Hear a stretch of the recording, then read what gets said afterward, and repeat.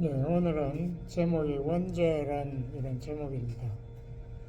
본문은 에베소 2장 1절에서 9절 제가 봉독하겠습니다.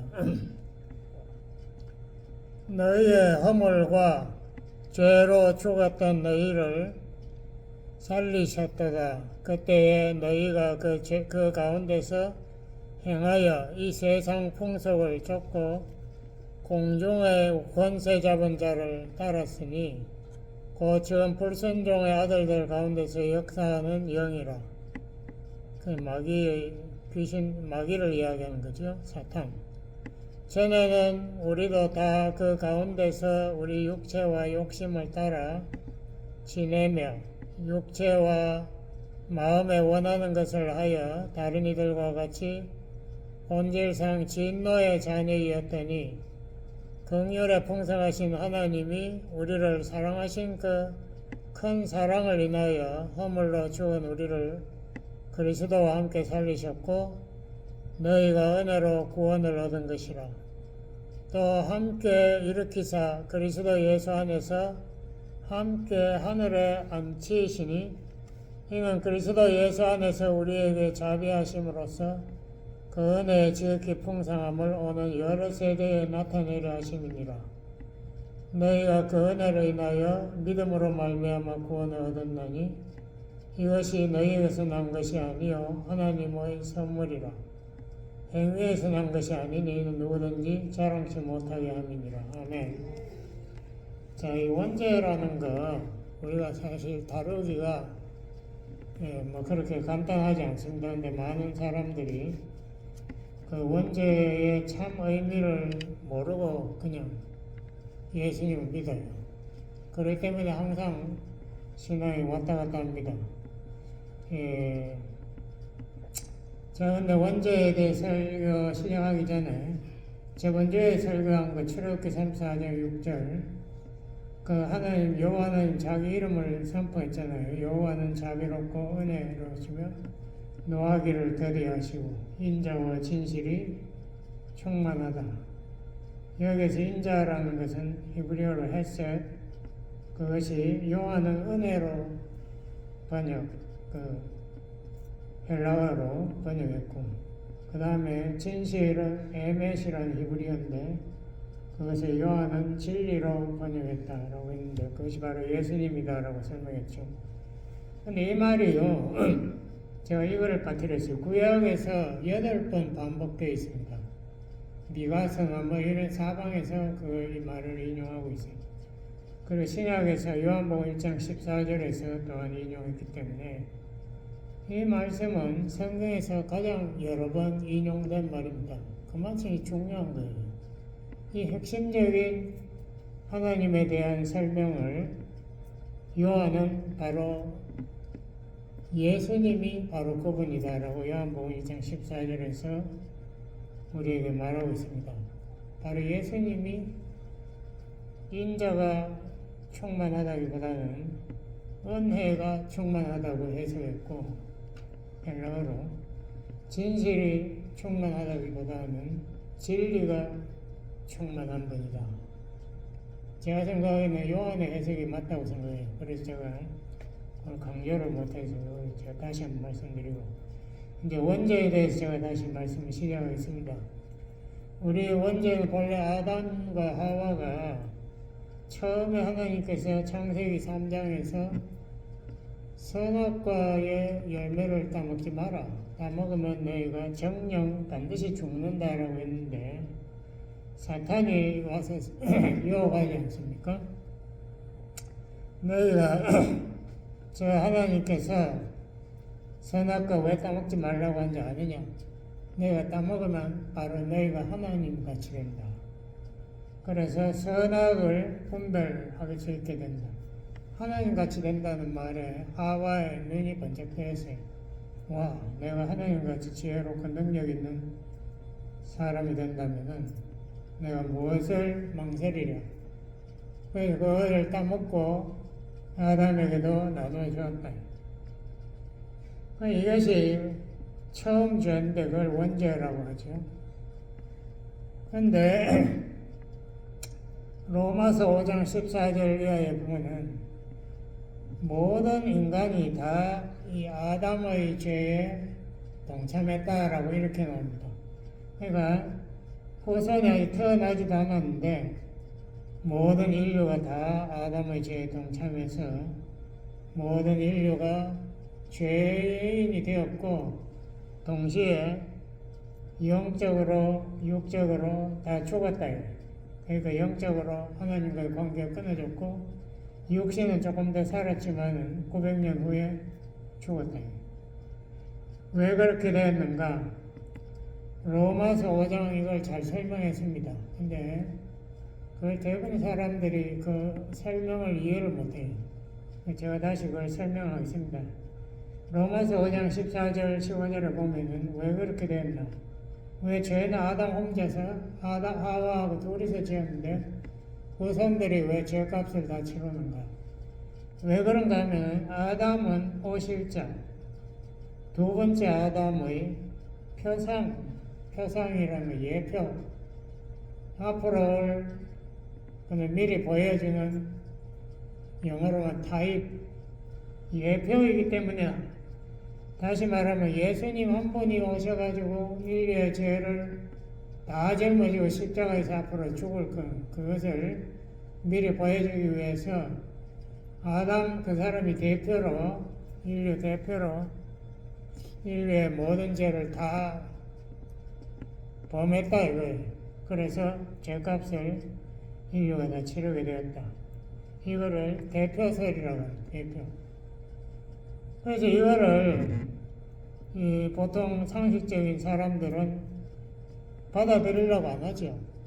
죄는 아담이 지었는데 왜 후손이 죄값을 치러야 하나.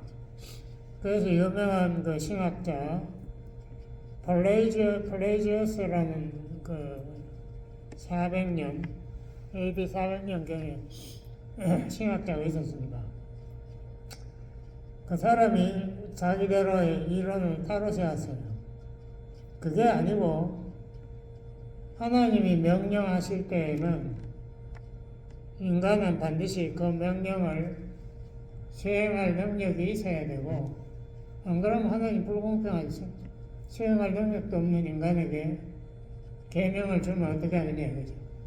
그리고 인간은 자기가 그걸 수행할 능력이 있기 때문에 그것을 불순종했을 때 그 책임을 지게 되는 것이다. 우리가 이성적으로 생각하면 상당히 그 말이 맞는 것 같이 들려요. 하나님께서 율법 계명을 줄 때에 인간이 지킬 수 없다면 그걸 주는 하나님이 책임이 있지 않나 이런 생각이 들거든요. 우리 율법 계명도 지키지도 못하는 인간들에게 왜 계명을 그렇게 600몇 가지를 주느냐, 10계명을 왜 주느냐, 인간 못 지키는데. 그러고는 또 못 지켰다고 왜 지옥에 보내느냐. 인간이 지킬 능력이 없는데 아담의 후손 전부 죄인이라면서 태어날 때부터 죄의 상품을 타고 태어났는데 그렇게 플레이지스가 자기들의 원죄론을 주장한 반면에 성 오거스틴은 그렇게 해석하지 않았습니다. 오거스틴은 하나님이 명령하셔도 그 명령만으로 인간이 순종할 수 없다. 왜냐하면 인간은 벌써 죄의 상품을 아담 이후로 다 가지고 있기 때문에 하나님은 명령과 동시에 은혜를 주셔야 죄의 상품을 극복하고 명령을 순종할 수 있다 이거예요. 그래서 어거스틴은 이렇게 말했습니다. 원죄 이전에 인간은 하나님의 명령에 순종할 수 있었다. 그래서 하나님께서 선악과를 따먹으면 반드시 죽는다라고까지 죄의 책임을 물었는데 그렇지만 원죄를 범한 다음에는 인간은 하나님의 명령을 순종할 능력을 잃어버렸다.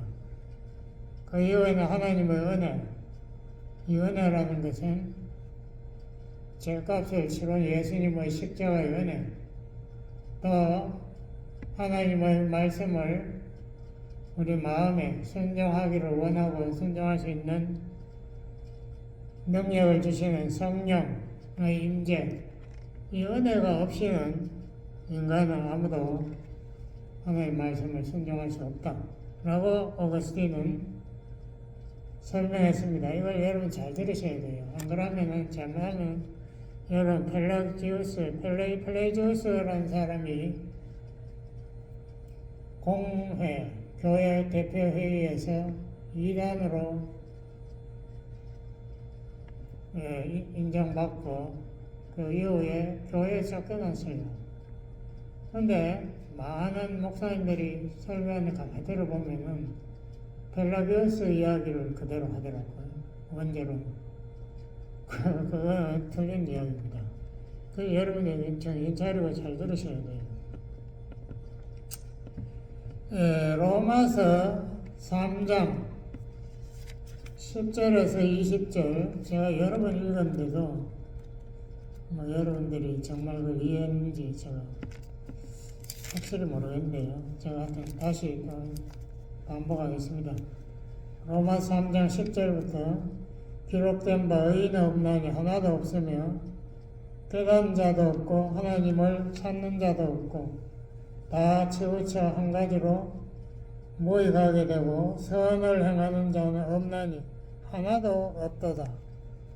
그러니까 하나님 말씀에 순종하는 인간은 하나도 없다라고 성경은 분명히 말하고 있어요.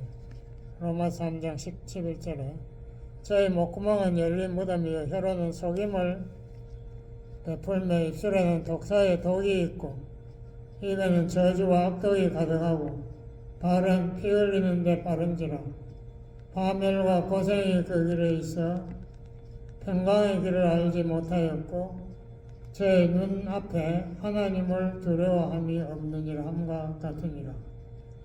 우리가 알거니와 무릇 율법이 말하는 바는 율법 아래에 있는 자들에게 말하는 것이니, 그러니까 율법 계명을 지키라고 명령받은 사람에게 말하는 것이니 이는 모든 입을 막고 변명의 입을 막고 온 세상으로 하나님의 심판 아래 있게 하려 함이니라. 그러니까 모든 사람에게 율법을 주셨는데 주신 이유는 율법의 저주를 받으라 이거예요.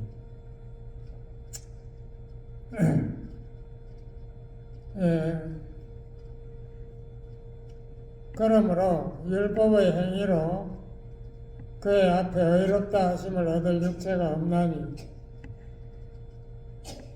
왜냐하면 우리는 율법을 행할 능력이 없으니까 그렇죠. 율법으로는 이거 중요합니다. 율법으로는 죄를 깨달을 뿐이니라. 하나님 율법을 주신 이유가 율법을 지켜 천당 가라고 주신 게 아니고 율법을 통해서 네가 율법을 지킬 수 없다는 걸 깨달으라.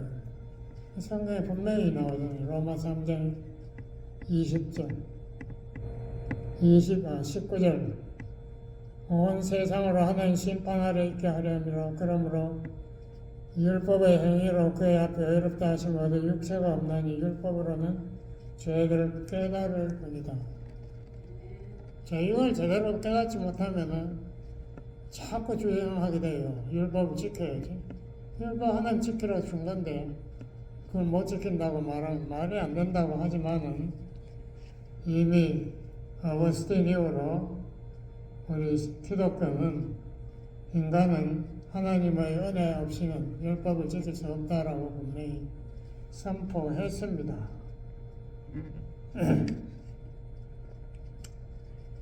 그러면은 자유의지라는 게 뭔가 이것도 우리가 깨달을 필요가 있거든요. 영어로 free will. 우리 인간에게 정말 자유의지가 있는가? 많은 목사님들이 그 주장해요. 우리 인간 자유의지 있다고 주장. 플레이어스가 주장한 것도 비슷해요. 이렇게 말씀. 인간은 자유의지가 있고 자유의지로 하나님께 순종을 할 수도 불순종을 하는 것도 선택할 수 있다. 플레이어스가 그렇게 주장했습니다. 아담의 범죄는 제일 처음 인간 범죄는 인간의 자유의지와 무관하다라고 했는데 그건 무슨 말인지 모르겠고, 아담의 죄책감, 그의 죄의 성품, 죄 지은 후의 죄의 성품도 그의 후손에게는 아무 영향이 없다. 이게 플레이그스가 이야기한 겁니다. 그래서 제가 아까 이야기했죠. 하나님이 명령하실 때에는 인간은 그 명령을 수행할 능력이 있어야 하고, 또한 거기에 대해서 수행할 능력이 있으므로 책임도 져야 된다. 이게 플레이그스가 한 이야기입니다. 그런데 제가 보기엔 대부분의 목사님들이 플레이그스 이야기를 그대로 따라해요. 그 이단인데 하여튼 뭐 그렇게 되어 있습니다. 그럼 자유의지는 플레이그스가 있다고 되었는데 어스틴은 뭐라고 했나? 죄의 성품, 인간이 아담으로부터 물려받은 죄의 성품은 모든 인간에 전해졌다. 어스틴은 그렇게 이야기했어요. 범죄 이후에는 죄를 범하지 않을 능력은 잃어버리고 죄를 범할 능력만 인간은 가지고 있다. 자유의지가 아니잖아. 죄를 안 범할 능력이 없으니까 죄를 선택할 능력밖에 없대요. 근데 로마 3장 아까 우리가 제가 읽었지 않습니까? 3장 11절에 다시 읽어볼게요. 의인 없나니 하나도 없으며 깨달은 자도 없고 하나님을 찾는 자도 없다. 이거 이렇게 되면은 인간이 자유의지가 있다고 주장할 수 있나요? 하나님 찾는 사람 하나도 없다는데. 전부 죄만 짓고 의인은 하나도 없고 깨닫는 자도 없고 하나님 찾는 자도 없다. 다 치우치 한 가지로 모의가게 되고 선을 행한 자는 없나니 하나도 없다다. 성경 말씀이나 어거스이나 이것이 분명하게 이야기하는데 우리 인간은 하나님을 찾지 않는다. 그런데 어떻게 선을 행해요? 하나님과 연결이 돼야 선을 행해요. 여기 분명히 그래놨잖아요. 아무도 하나님 찾지 않는다. 인간들이 찾는 것은 하나님을 찾는 것이 아니라 하나님을 만났을 때에 하나님이 주시는 축복, 그걸 찾는 거지 인간이 하나님을 찾는 것은 아니다라고 어거스틴은 분명히 말했습니다. 그러니까 축복이 행복, 기쁨, 평안, 성공 이런 거를 인간들은 추구하지만 하나님은 추구하지 않는데요. 어거스틴은 분명히 말했습니다. 하나님의 은혜, 즉 성령의 도움 없이는 인간들은 선을 행할 능력이 없다. 예수님도 그런 말을 했습니다. 요한복음 8장에 보면은 너희들 죄 짓지 이랬거든요. 그러니까 사람들이 대답 안 해요. 왜냐하면 다 죄 지었으니까. 죄를 짓는 자마다 죄의 종이니라. 종이면 자유 선택권이 없잖아요. 죄의 종이다라고 예수님이 분명히 말씀했습니다. 근데도 자기가 죄를 안 지을 수 있다라고 주장하고 예수님 너희들 다 죄 짓지라고 했는데도 아니라고 악을 쓴 사람들이 얼마든지 있어요. 우리 장로교에서 중요하게 여기는 웨스트미스터 신앙 고백서에 보면은 이렇게 써놨습니다. 인간은 아담의 첫 범죄 후 선행을 행하려는 자유의지를 잃어버렸다. 웨스트민스터 신앙 고백서 제가 택견 그거 그대로 지어가지고 왔어요. 자유의지 없다라고 웨스트민스터 신앙 고백서는 선언하고 있습니다. 인간의 범죄 후, 아담의 범죄 후 인간은 하나님과의 관계가 끊어졌어요. 죽었다 내판 정령 죽는다는 게 육체적으로도 죽었지만 그건 나중에 죽었고 영적으로 그 자리에서 죽었어요. 그래서 하나님과의 관계가 끊어지고 그 즉시로 인간은 죄의 종이 됐습니다. 그러므로 아담이 하는 거 보세요. 하나님은 막 탓한다고요. 당신이 준 저 여자 하와가 나에게 선악과를 갖다 줘서 내가 먹었어요 이러더라고. 그때 벌써 마음에 분노가 가득 차 있죠. 자기 탓이 아니라고 변명하지 않습니까? 이미 인간은 하나님의 정의, 바른 의를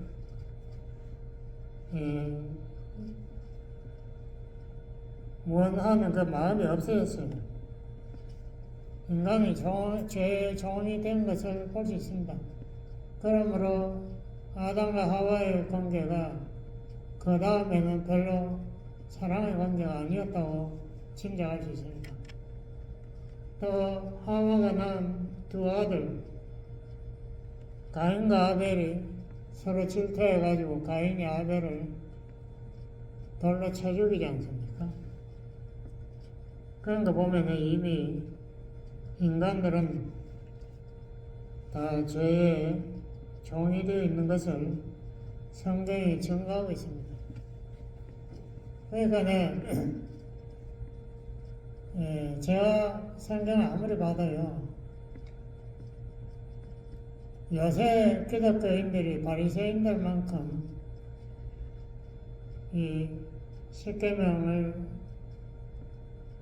철저하게 지키는 사람 좀 없다는 거 확신해요. 십계명 제대로 지키려면요, 주일날은 음식하면 안 돼요. 주일날은 1마일 이상 여행하면 안 돼요. 다 우리 차 타고 멀리서 왔잖아요. 뭐 집에 가서 뭐 설거지 다 하고 뭐 마음대로 하죠. 우리가 바리새인들만큼 철저하게 십계명을 지킨 사람은 인류 역사상 없습니다. 그 누가복음 18장에 부자 청년이 와서 예수님에게 이야기하지 않습니까? 예수님, 내가 뭐 해야 영생을 얻을 수 있나요? 예수님이 너 십계명 지켰나 이러니까 그 부자 청년이 그러지 않습니까? 제가 어릴 때부터 다 지켰는데요. 이런 뭐 부족한 거 더 있으면 이야기하세요. 제가 또 지킬게요. 예수님이 그 부자 청년에게 대답했습니다. 내 아직도 한 가지만 부족한 게 아니죠.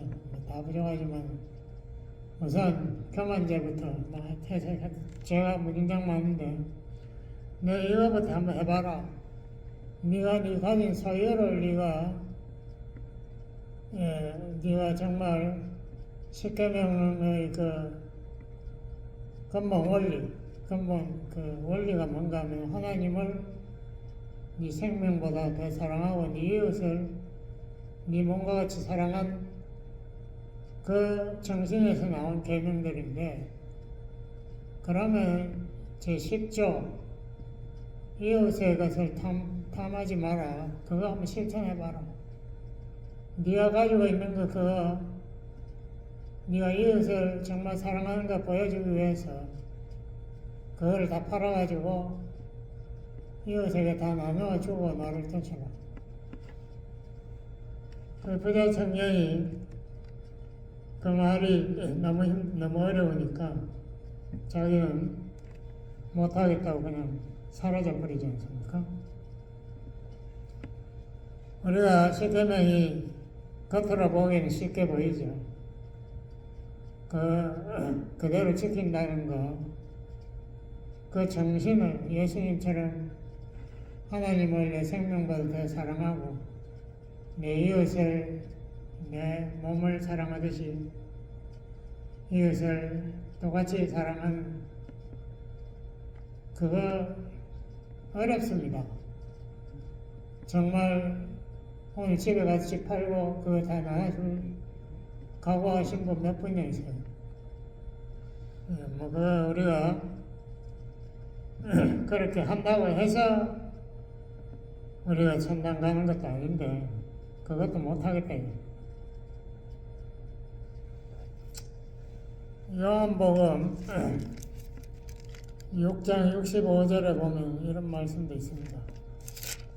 자, 한번 공독하겠습니다. 6장 65절에 보면 일어났어요.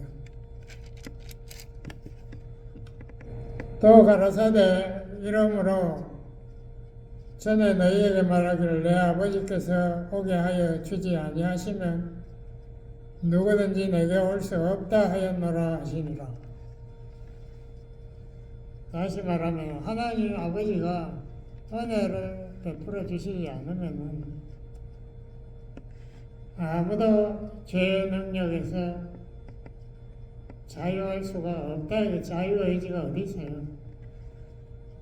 바리새인들 율법 그렇게 잘 지키면서 예수 어떻게 처치해버릴까?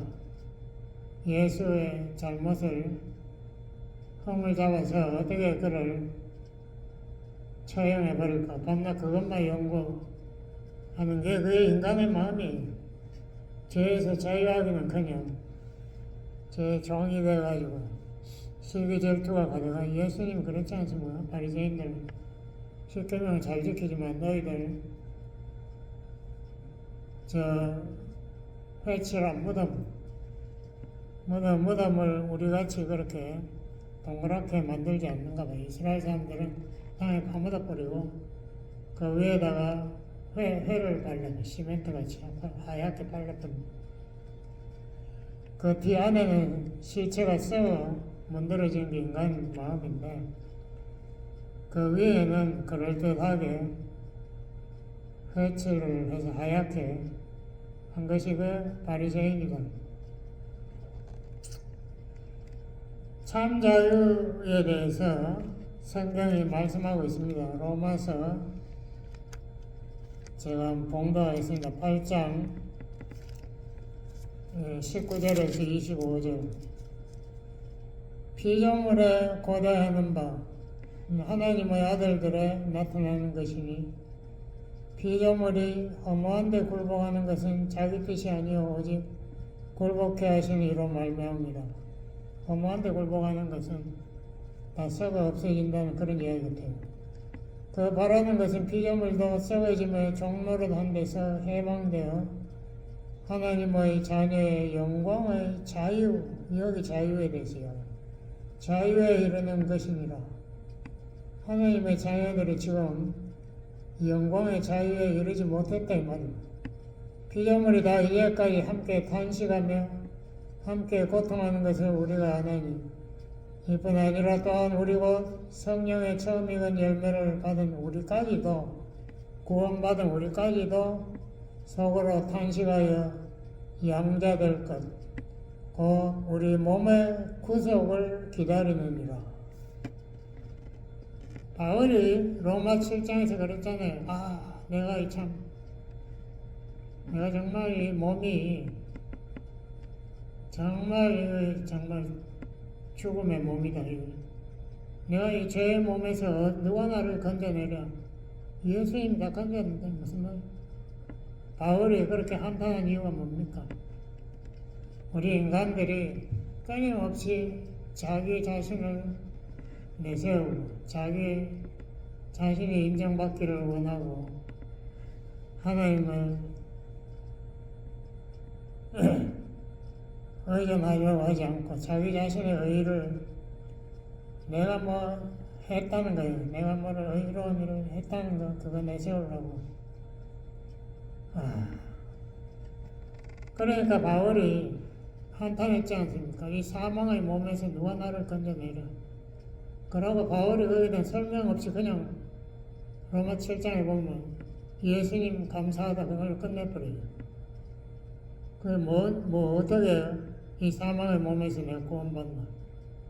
예수님 재림할 때 우리가 그때 이 사망의 몸에서 우리가 영원히 빠이빠이 하는 겁니다.